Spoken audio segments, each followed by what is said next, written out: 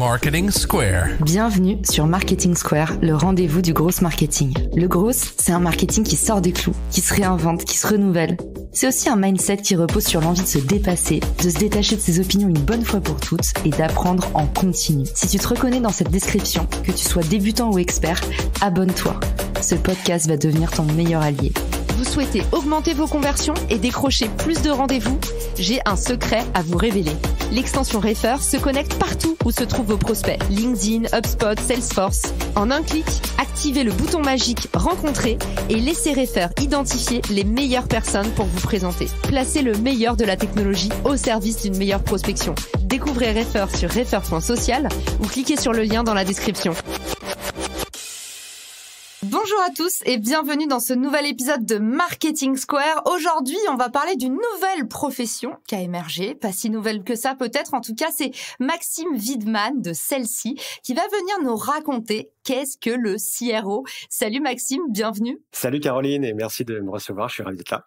Première question pour toi, c'est quoi ce mot de fourche-langue CRO? Qu'est-ce que ça signifie exactement? En deux mots, peut-être pour résumer, un CRO, c'est un métier qui est assez récent. Donc, tu as raison de le préciser, c'est pas un métier historique. On se pose toujours la question de savoir si c'est des effets de mode ou s'il y a un vrai sens réel pour une entreprise de créer de nouveaux métiers.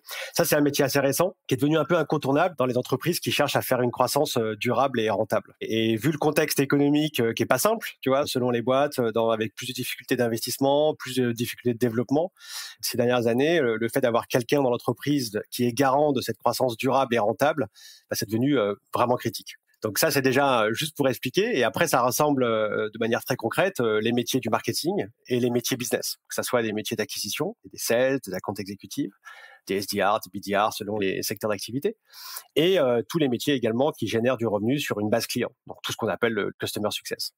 Ça, c'est l'ensemble des pôles qui sont rassemblés sous un CRO, en tout cas c'est le cas me concernant. Ok, on a bien compris que c'était une médecine nouvelle, mais alors comment, Maxime, toi tu t'es formé à ce nouveau métier? J'ai eu la chance dans mon parcours de travailler beaucoup dans des directions marketing. J'ai été directeur marketing dans des boîtes B2C, dans des boîtes B2B, pour des grosses entreprises, pour des petites entreprises. Donc, ça permet d'avoir une assise solide sur les métiers et la technicité marketing. Ça, c'est déjà un premier point. Et puis, le deuxième point qui est important, c'est que j'ai eu également l'opportunité de côtoyer de très près le monde du management commercial au gré de mon parcours. Et donc, c'est vrai que quand on a la chance de pouvoir avoir appréhendé des responsabilités marketing et des responsabilités commerciales en direct, eh bien, on voit directement les écueils qu'on a à faire travailler ces deux équipes pour en maximiser l'efficacité. Est-ce que tu peux nous donner l'échelle de seniorité et peut-être la fourchette moyenne de salaire? Je pense qu'effectivement, il faut avoir un peu de seniorité pour être CRO parce qu'il faut appréhender la constitution de revenus d'une entreprise. C'est très transverse en fait. C'est assez large, il faut être capable d'avoir une forme de leadership managérial pour être capable de manager avec crédibilité et avoir de l'impact sur des équipes aussi bien commerciales que marketing. Et donc ça s'acquiert pas en 1 an, 2 ans d'expérience. Je pense qu'il faut avoir vécu pas mal d'expérience, être capable d'apporter un regard neuf et différent dans une nouvelle aventure. Et donc effectivement, ça demande un peu de seniorité. Si tu veux un chiffre, je pense que c'est bien d'avoir fait au moins 10 ans minimum d'expérience, soit côté marketing, soit côté sales, afin de pouvoir vraiment appréhender les deux univers et de les rapprocher de la meilleure des façons. Après, en termes de salaire, ça va un peu ensemble. C'est vrai que du coup, quand tu as de l'expérience, tu peux avoir des aspirations salariales plus élevées. Et puis surtout, un CRO est en charge de toute l'optimisation et la génération de revenus d'une boîte. Donc, si tu veux, en termes de responsabilité, d'exposition, de pression, c'est important. Donc, c'est vrai qu'en général, le salaire va également avec. Quand je regarde un peu les benchmarks, un salaire de CRO, autour de 100 000 euros à peu près, un peu plus. Les salaires dépendent forcément après des enjeux de chacune des entreprises. Et des types de boîtes et des secteurs d'activité dans lesquels vous bossez. Mais déjà, 10 ans d'expérience, tu nous as calmés. On a compris que c'est pas en sortant de l'école qu'on devient CRO. Tu manages combien de personnes et quel type de poste? Alors aujourd'hui, dans l'équipe CRO, j'ai toutes les équipes marketing, que ce soit la com, le branding, l'acquisition, évidemment, le product marketing, tous les métiers marketing associés au business, je dirais. Et puis, toutes les équipes qui sont directement liées à la génération de revenus. Donc, dans mon entreprise, ça va être les équipes commerciales qui font de l'acquisition de nouveaux clients, donc des sales, mais également des SDR, des BDR. Et puis, toute la partie Customer Success qui génère de la valeur sur le parc client, soit par des mécaniques d'upsell, de cross-sell, de tarification ou de rétention client. En général, ça fait pas mal d'équipes parce que c'est vrai que dans une entreprise, c'est des équipes qui sont en général volumiques. Ouais, job de super-héros et en plus des équipes qui sont pas nécessairement dans la même compréhension métier. Ils sont comment tes équipes marketing avec les sales? Comment vous êtes chez celles-ci? Qu'est-ce que tu as mis en place comme point commun pour pouvoir un peu les aligner? Tu as mis vraiment le point sur le sujet le plus délicat et ça, c'est pas propre à une boîte ou à un secteur. Je pense qu'il y a des métiers qui ont toujours des difficultés à travailler, je dirais, dans le même sens. Donc, qu'est-ce qu'on fait? Nous, en fait, on a plusieurs sujets. Déjà, le premier point pour bien gérer sa source de revenus, c'est d'avoir une vraie vision consolidée et intégrée de toute la chaîne de génération de revenus. Et ça, derrière, ça demande des enjeux data qui sont importants, des enjeux de tech stack qui sont importants. Tu vois, avoir un bon CRM, que tout le monde l'utilise, que ça soit pas juste l'outil des commerciaux, que ça soit aussi l'outil du marketing. Avoir un bon outil de DataVis pour essayer de vulgariser les fonctionnements et l'optimisation des différents taux de conversion. Ça, c'est un premier point qui était très fort. Et dans toutes les boîtes, tu trouveras toujours des équipes qui te diront « Ah bah non, moi, je n'utilise pas cet outil-là parce que ça, c'est l'outil des commerciaux. Moi, j'ai préféré cet outil, il est plus simple à comprendre, etc., etc. » Et pareil côté commerce. Donc déjà, unifier l'outil de pilotage. Ça, c'est un premier point hyper important. Après, le deuxième point, c'est de prioriser et d'aligner les actions de chacune de ces équipes. Tu vois, moi, quand je suis arrivé chez celle-ci, tout le monde avait des super idées. Il y avait plein de projets un peu de partout. Mais la réalité, c'est que il y avait pas mal de projets qui avançaient en parallèle. Tu vois, les équipes en général, je veux pas être trop caricatural, mais il y a beaucoup d'équipes market et business ou market et sales qui vont travailler les uns à côté des autres, mais pas les uns pour les autres. Et ça fait une énorme différence.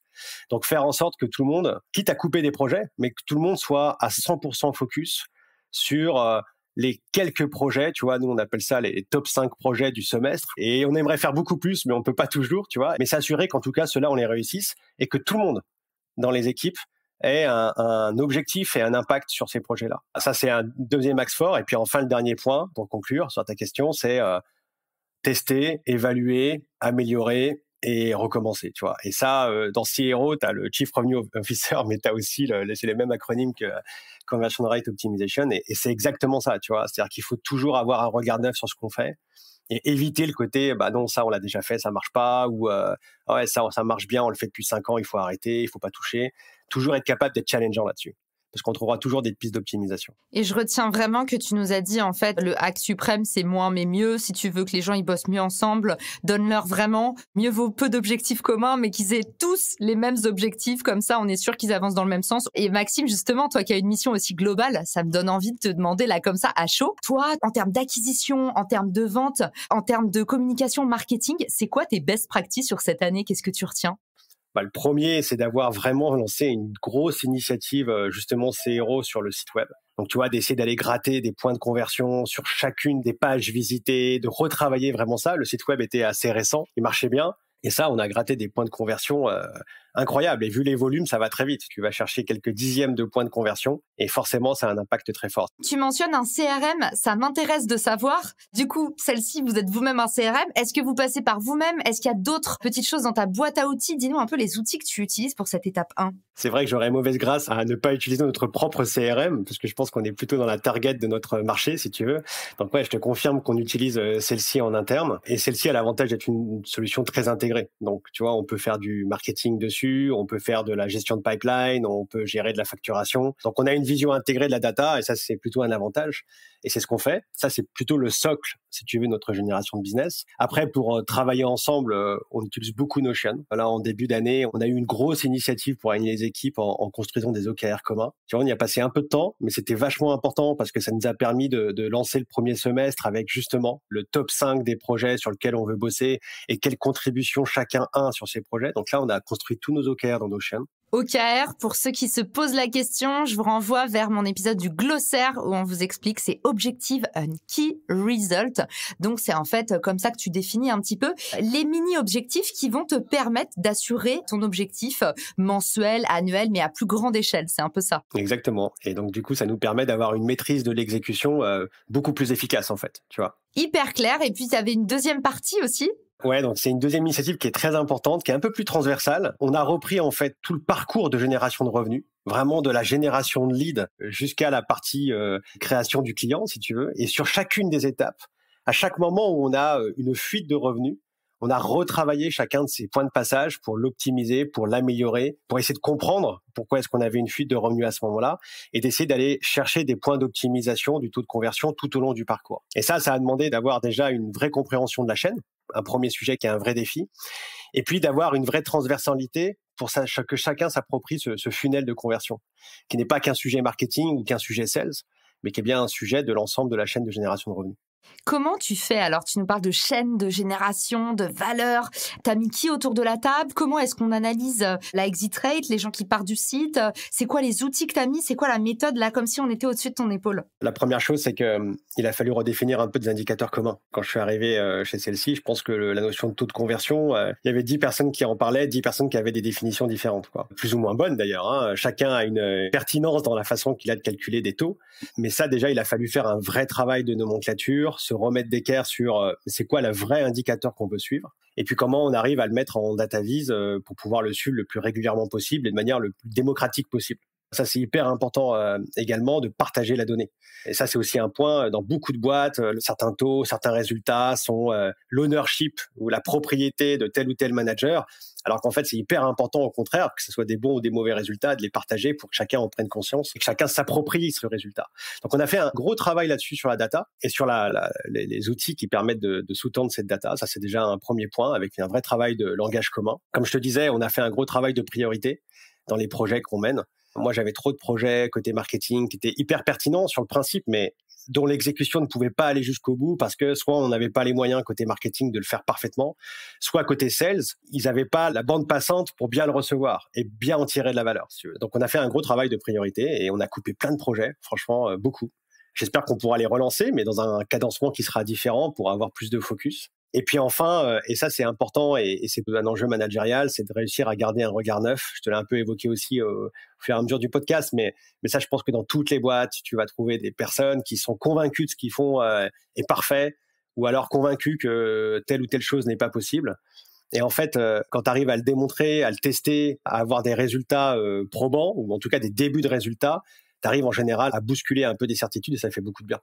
Et donc, tu vois, un CRO, je pense que c'est aussi un de ses enjeux, c'est de réussir à garder ce regard neuf et à pas se laisser enliser, si tu veux, par le quotidien des opérations ou par le quotidien des activités qui font qu'au bout d'un moment, on tombe un peu dans une routine. Il faut en permanence se challenger et en permanence, du coup, challenger les équipes qui, elles, sont sans doute, ont une tendance plus facile à se faire phagocyter par le quotidien, tu vois. Donc, parler un langage commun pour aligner tout le monde. La deuxième chose, tu nous as prendre du recul. Tu nous as aussi parlé de soustraire au lieu d'additionner. Évidemment, le CRO, il se dit, au lieu de remplir un panier sans fond en allant chercher sans arrêt des nouveaux clients, essayons de voir où est-ce qu'on perd du monde au lieu de mettre toujours le paquet sur l'acquisition. Toi, tu as regardé la fidélisation, ça va dans le sens des préoccupations des marketing managers. En ce moment, en France, c'est clairement ressorti. Comment est-ce que vous faites du coup au quotidien pour incentiver les équipes? On fait en sorte que chacune des équipes ait une incentive sur son travail cœur business, mais également une incentive sur le pied d'après, sur le coup d'après.